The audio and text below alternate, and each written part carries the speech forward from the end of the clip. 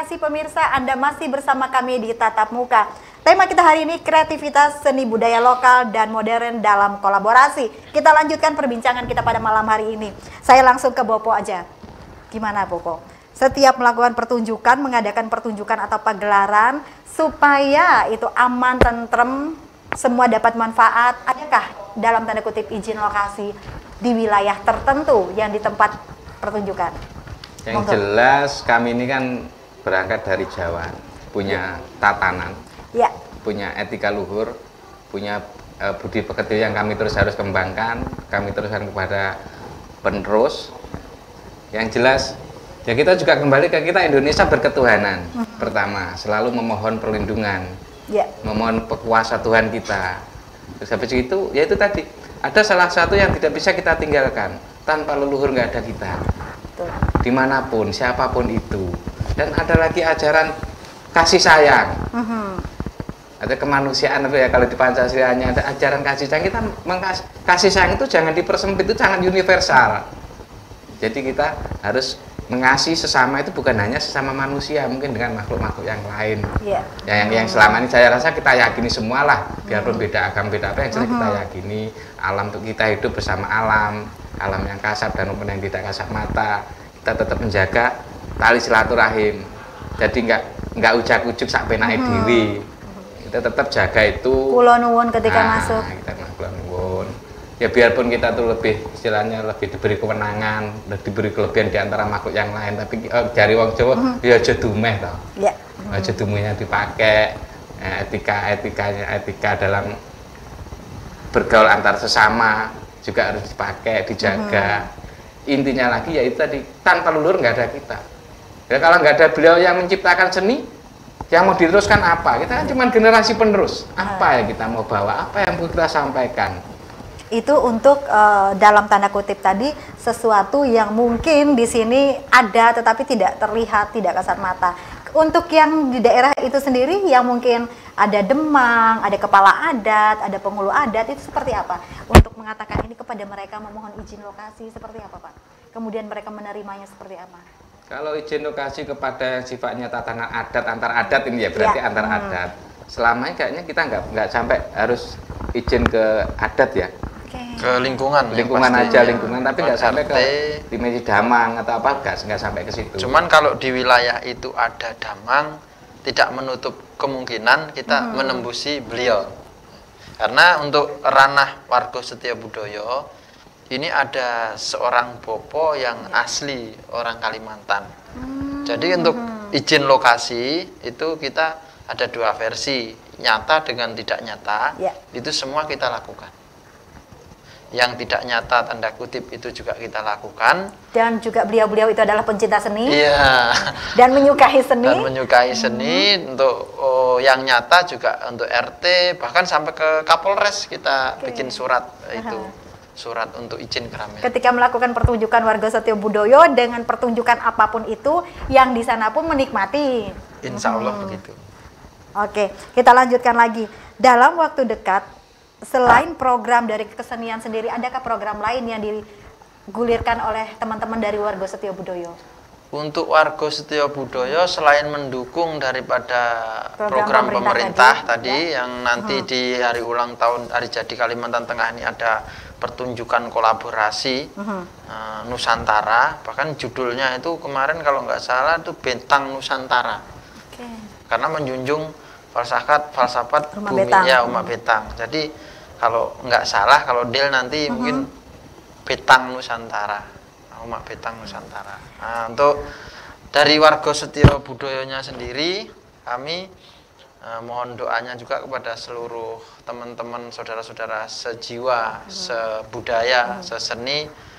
Coba akan kita rekrut, kita hadirkan seni yang lain selain kuda lumping, mungkin seni cerita ya. Kalau di Jawa Tengah itu ada ketoprak, seni cerita.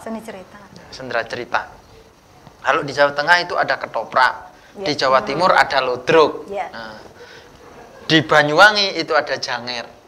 Nah, insya Allah kita janger Bali apa janger Banyuwangi ini harus jelas ini harus jelas. Janger Banyuwangi ya, janger Banyuwangi. Nanti akan kita rekrut orang-orangnya dulu dan akan kita bentuk. Yang ditampilkan rencananya mana ini, Pak? Kalau yang tampil di hari ulang tahun Kalteng itu nanti bentuknya kolaborasi. Oke. Yang ditampilkan tarian berupa apa? Kita masih selain kuda lumping, belum ada ide atau belum ada gambaran? Di situ nanti tidak ada kuda lumping, tidak ada ini, namanya satu suguhan kolaborasi. Sifatnya universal, satu Nusantara itu ada gerakannya masing-masing. Seperti kalau cerita yang mau dibawakan apa dulu di sini? Masih belum ini, tapi suatu contoh yang seperti beliau sampaikan panitia kemarin itu seperti Gending Sriwijaya, kurang lebihnya seperti itulah. Kita akan tunjukkan ini Kalimantan, ini yang dipunya Kalimantan. Tapi di dalam itu ada isinya Jawa, ada ya Nusantara lah. Rumah betang itu tadi. Nanti akan seperti itu.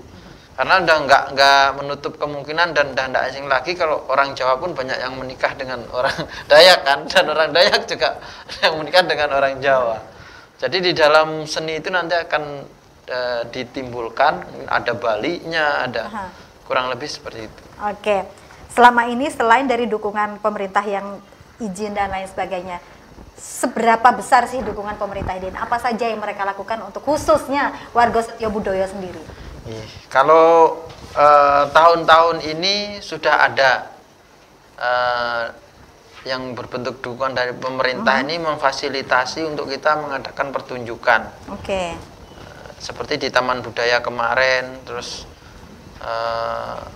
kalau nanti mau ada pertunjukan lagi yang kedua ini yang sifatnya kolaborasi ini, kami juga diundang rapat untuk memfasilitasi kita bergabung. Popo, kalau kita melihat menjadi pelaku seni, jujur tidak bisa dinilai dengan uang atau dana. Orang kan mengatakan sedikit hasilnya. Kemudian bagaimana teman-teman kesenian ini bisa hidup sampai sekarang dengan yang tanda kutip fasilitas yang serba kita katakan tidak lebih sekali gitu loh. Jadi kalau masalah nggak usah sedih, Bopo, wajahnya biasa aja. Kok kayaknya sedih banget kalau sudah urusan ngomongin ini ngomongin namanya status sosial bermasalah dari apa namanya dari ekonomi ya, taraf ekonomi. Kok bisa bertahan dengan begitu? Sampai berapa belas tahun malah. Sampai dari nenek moyang dulu. Memang ya kebanyakan lah. Yang namanya seniman tulen ini kalau memang tulus ikhlas menjiwai betul itu ya kebanyakan ya. Biasanya ekonominya ya cukup pas-pasan baik kan gitu. Pas ada mobilnya, pas ada deposito, pas ada tanahnya banyak gitu ya. Amin.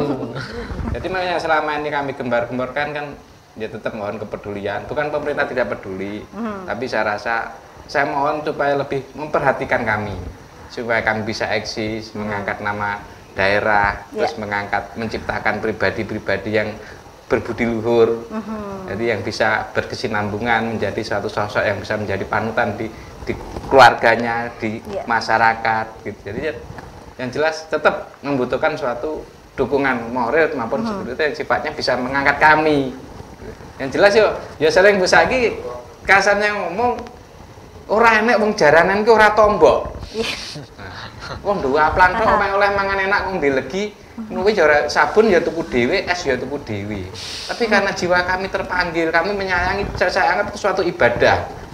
Wujud apresiasi kami kepada Tuhan. Kami bisa kok beribadah, kami bisa berdakwah, kami bisa menghibur orang banyak dengan seni. Saya rasa seni membuat jiwa kita menjadi kaya, tidak diukur oleh materi. Oke, saya bergeser ke Pak Ketua karena ini kita sudah di penghujung segmen kita. Yang ingin saya tanyakan, bagaimana melahirkan masyarakat yang maju dalam berbudaya? Ini agak berat. Soalnya begini ya, berkaitan dengan melahirkan masyarakat yang maju dan berbudaya. Maju dan berbudaya itu sebenarnya dimulai bukan dari melebar universal atau masyarakat, justru dari diri kita sendiri dulu. Individu. Seharusnya untuk semua ya, untuk orang Indonesia khususnya, kan setiap daerah mempunyai kesenian atau budaya masing-masing. Seyogianya untuk mempertahankan seni dan budayanya masing-masing. Dari dalam diri kita sendiri dulu. Nah, Kalau sudah begitu nanti secara otomatis sampai ke anak, cucu, cicit kita nanti akan seperti itu, dan seni budaya kita terjaga. Lalu seni yang budaya yang bermasyarakat tadi secara otomatis juga terbentuk masyarakat yang berseni dan berbudaya. Terakhir, kesimpulan dari Pak Bopo untuk kita semua. Kesimpulannya yang jelas, atau pesan yang ingin disampaikan kepada masyarakat luas. Yang perlu saya sampaikan yang jelas, ini adalah seni peninggalan dari leluhur kita yang perlu kita uri-uri, dan situ banyak filosofi-filosofi yang untuk bisa kaji, untuk kita bisa membangun pribadi-pribadi yang mapan, lebih berdisiplin, bertanggung jawab. Jangan ngomong pengen baik sama orang sebelum bisa baik dengan diri sendiri. Berdamai dengan diri sendiri. Jadi inilah momen tontonan ini, ayo kita temukan filosofi tuntunannya supaya kita bisa lebih membawa diri, sehingga kita bisa membawa keluarga, bisa membawa kerabat, bisa membawa Indonesia untuk menjadi sesuatu yang bangsa yang berbudaya luhur, gitu. Bangsa yang punya moral tinggi. Jadi duwe rasa panggarasa rumangsa. Aja dumeh panggarasanya main tetap gitu loh. Intinya kepada rasa. Seni tanpa rasa, rasanya apa? Enggak seni. Cara saya itu di semua lini.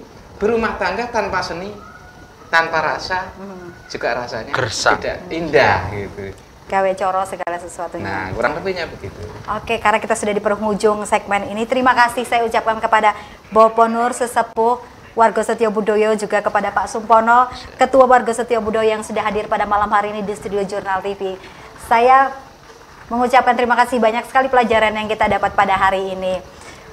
Pemirsa, akhir kata saya Olivia Teja bersama teman-teman yang bertugas pada malam hari ini pamit undur diri dari hadapan Anda dan salam budaya. Salam budaya.